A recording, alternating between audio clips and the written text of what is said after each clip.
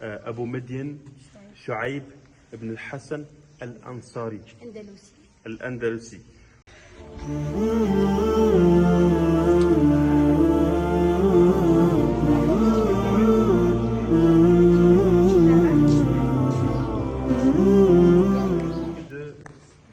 Connu de la région, c'est des Boumediennes. Hein. Le prénom de ce cheikh-là, Abu Medien Shuaib ibn al-Hassan al-Ansari, أندلسي. al-Andalusi. Pourquoi? Parce que cet homme-là, c'est un homme de savoir, un homme c'est un grand adorateur, un homme de spiritualité.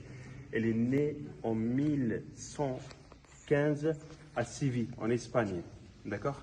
Donc elle a eu ses études là-bas et puis il est parti à Fès, Marrakech au Maroc. Donc elle a appris encore de nouvelles savoirs, de nouvelles connaissances, etc. Et surtout dans le domaine de la spiritualité. Et puis qu'est-ce qu'elle a fait? Elle a traversé tout le Maghreb pour aller vers le Moyen-Orient. Et là-bas, elle a rencontré Abdul Qadir al-Jilani. Et avec lui, elle a pris beaucoup de savoir dans le domaine de la spiritualité, le soufisme, etc. etc. Et puis elle est revenue dans le Maghreb et s'est installée à la ville de Bijaya. C'est là-bas, donc elle a eu un coup de cœur à cette ville-là, donc elle s'est installée là-bas, elle s'est mariée là-bas, elle a eu son fils Médéné, elle a grandi là-bas, donc elle a eu beaucoup d'élèves.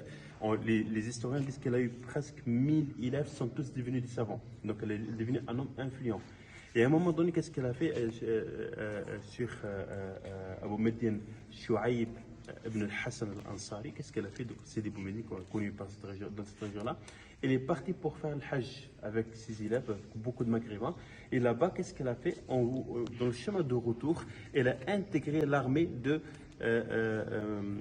Salah ad-Din al-Ayyubi qui a libéré la Palestine. Et d'ailleurs, elle a participé avec son armée à l'époque, avec les Maghrébins, dans la bataille de Hittin qui a fait que la Palestine est devenue libre par la suite, Jérusalem. Et grâce à cet acte-là, courageux de sa part et de la part des Maghrébins qui ont participé là-bas, le fils du sultan à l'époque, Salah ad-Din Ayyubi, il a donné un iqta', donc des terrains et des maisons, etc., pour Sidi Bou Medine, pour Abu Medien Shuaib ibn Hassan Ansari, et tous les Maghrébins, donc comme une source de financement pour tous les Maghrébins qui partent là-bas pour faire le pèlerinage et qui ont besoin d'aide. Pendant la bataille de Hittin, Sidi Bou Medine, donc Abu Hassan, Abu Medien Shuaib ibn Hassan al-Ansari, elle a perdu son bras. Puis il est revenu s'installer à Bijaya. Elle a passé toute sa vie à Bijaya, donc qu'on va visiter plus tard sur la ligne dans notre circuit. Et puis il a reçu un ordre qui vient de le roi de Marrakech à l'époque, Ja'far al-Mansour, lui a demandé de venir s'installer à Marrakech parce qu'elle a eu peur que cet homme-là, Abu Medine, développe une influence de la population pour une révolution contre le système à l'époque. Lui, il a accepté l'ordre, donc il a quitté Bijaya pour aller rejoindre le sultan à l'époque à Marrakech. Et en chemin de retour, il est arrivé dans cette colline-là. Hein, et là, elle a ressenti qu'il va mourir dans cette colline-là. Donc, on l'appelle la colline de Ubbad. Hein, la colline de l'Ubbad, maintenant les adorateurs.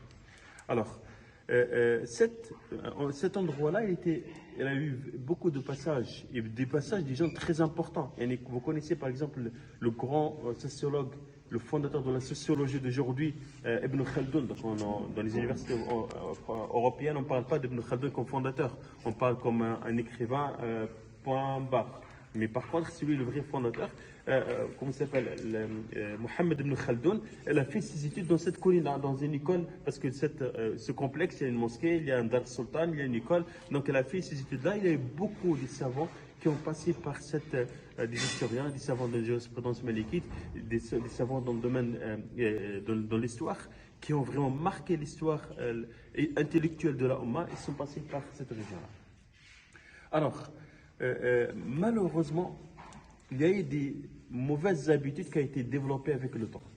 Sidi Bou Medine, ou Abu Medien Shuaib ibn Hassan Ansari, son tombeau il est en face. C'était un homme pieux, connu par sa piété, un homme de savoir, mais à aucun moment a demandé aux gens de faire des doigts, de demander son aide, parce que Ya Rabbi aoun, si elle arrive à aider son propre neuf, déjà c'est pas mal. Hein.